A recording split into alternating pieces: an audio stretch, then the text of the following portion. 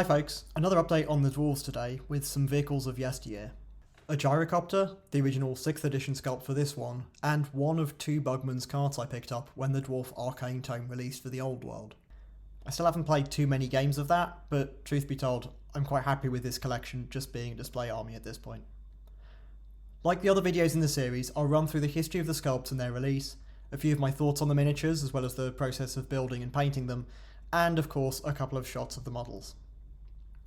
I'll start things off with the much older of the two sets, the Bugman's cart.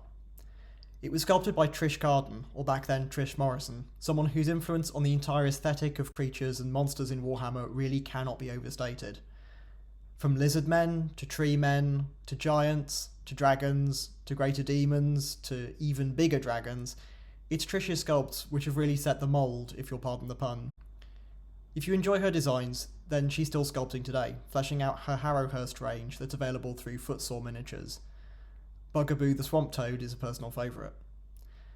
Anyway, the Bugman's cart miniature was released in December 1987, as advertised in White Dwarf number 96. To help set the scene, this was the same month as the launch of the 3rd edition of Warhammer Fantasy Battles, and the release of the first plastic regiment box, a rather curious product by the standards of how most box sets are pitched and marketed today, with its 10 identical sprues, each featuring 6 monopose sculpts across 6 different fantasy races. For some wider context, it was also the same year as the opening of that most venerable of London's hobby establishments, Orc's Nest, still at the same address today, and it was almost a year before the launch of Marauder Miniatures by Trish and Ali Morrison. I won't run through the origins of the Joseph Bugman figure himself, having already covered some of it when looking at Bugman's Ranger sculpts in the previous instalment of these army vlogs, linked in the corner of the screen now. But suffice it to say, this represents a fairly early example of the character, albeit by no means the first. As for this model, well, it's iconic. I'm quite fond of the pony sculpt, which still holds up decently well, and there's a good amount of detail on things like the barrel itself, with some prominent cracks in the wood and large metal staples to add variety and interest to the surface. There is a very pronounced oval shape to the casting of the barrel, however, and the texture on the wood of the cart itself, plus various details like the engraved Bugman's moniker on the scarf next to the driver, are a lot fainter than we'd be used to today. It's not a problem if you're comfortable painting on texture yourself, through faint lines for the wood grain and so on, as I've done here, but it does show its age, as of course one would expect from a sculpt that is over 35 years old. Just on the cart itself, you might wonder as you're putting it together why there are these 4 indentations at the 4 corners of the cart, given that only the front 2 are required for mounting the driver's seat, or why the shafts appear to need bending up to align properly with their rather strange attachment points on either side of the pony.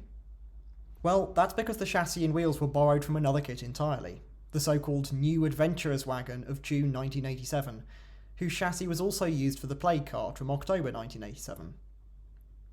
It's a slight shame we weren't offered the wonderfully titled Bugman's Keg of the Covenant on Made to Order, although, given its still more obscure origins as a mail order exclusive, cobbled together from bits used in various other sets, I can't say I'm really that surprised.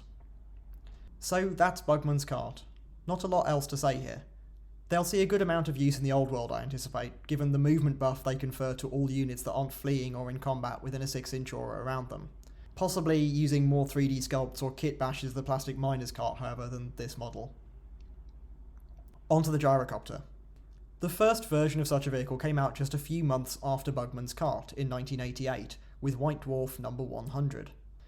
This first version of the kit was sculpted by Mark Copplestone. You'll see that its rotor blades are cast as a single piece. Good idea that. An updated version came out in 1993, sculpted by Norman Swales and Michael Perry. Very similar in its construction to the first. There's a large chassis, atop which are positioned the engine, tail, single-piece rotor, and pilot. Now, if there's one thing you should have come to expect from this channel by now, it's pedantry, so I feel duty-bound to point out that neither of these two first models are, in fact, gyrocopters, given that they seem to feature a powered rotor, without a conventional propeller. Something that was addressed a mere 13 years after its first design, with the new 6th edition sculpt by Tim Adcock and the man himself, Colin Dixon. It was first available for advance order as part of that Dwarf Army deal that I've mentioned in a couple of these videos now, as advertised in White Dwarf number 252 from December 2000. The Gyrocopter was then released as a standalone kit in February of 2001 with White Dwarf number 254, alongside the Engineers and Ironbreakers, also by Colin Dixon. So what are my thoughts on this kit? Well, what we gain with respect to aeronautical terminology, thanks to that driven propeller, we sadly lose in terms of build simplicity. Whereas once the chassis acted as a base plate of sorts, in this kit the bulky cabin mounts on one side of the engine, needing to support its own weight, plus that of the pilot, his separate right arm, and the steam gun. The tailpiece comes in two parts, the skids dangle precariously from the engine component, and the rotor. Good lord, that rotor. It's now cast in three separate pieces, two of the blades being affixed with minuscule contact points onto the hub, which is moulded onto the third. At any time, just type metal dwarf gyrocopter into eBay and marvel at the number of kits you'll see with broken rotors, or sporting rather ungainly attempts to secure them to the hub. My process with the model was to pin the connections about which I was most concerned, those being the side mounts for the cabin onto the engine and the skids underneath, and to use copious amounts of Gorilla Gel superglue plus thoughts and prayers for the rest. Sensing that putting this kit together would be a bit of an epic, I did record the whole process as a bonus video of sorts for this series. If you want to follow along, it's linked in the corner of the screen now. Despite having had to manipulate the model quite a lot in my hands to get everywhere I needed when painting it up, I'm quite proud to say that throughout the whole process only one piece needed re-gluing, that being one of the skids. The only thing I'll add here is the genius suggestion by one viewer in the comments for that video to try soldering the blades together. So if you want a bit more security when putting one together yourself, you could give that a go. The one part I'm not too fond of is the pilot's arm to activate the steam gun. I'm assuming that this notch in the side of the gun is where the lever's supposed to mount, but I simply couldn't get it to reach properly without seating the pilot forward of his legs, creating a weird space behind him, or installing the gun rear of its mounting point. Rotating the arm round doesn't work either, because then the lever would be too low down. I draw some comfort at least in seeing that the same problem seems to have affected the studio model itself, seen here in this image from the collector's guide, so it can't just have been me. Otherwise, I do prefer this sculpt over the earlier two, regardless of build issues with it. It's just more chunky and fits with the general aesthetic of the army a bit better, I suppose. So there we have the two vehicles that are going to feature in my Metal Dwarf collection. Much as I'd love to add a Keg of the Covenant one day, I can't see one coming my way anytime soon.